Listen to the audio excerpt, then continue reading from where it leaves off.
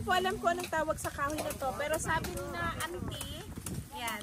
Ito na auntie, si Auntie Mayang. Ito ay gamot pag may fever. Tinatawag nilang paringin. Paringin, auntie? Paringin. So, paano siya ginagamit? Batinggayan niyo sa auntie. Nikosean niya lang dahon mo, ipakambang makabuhay pa.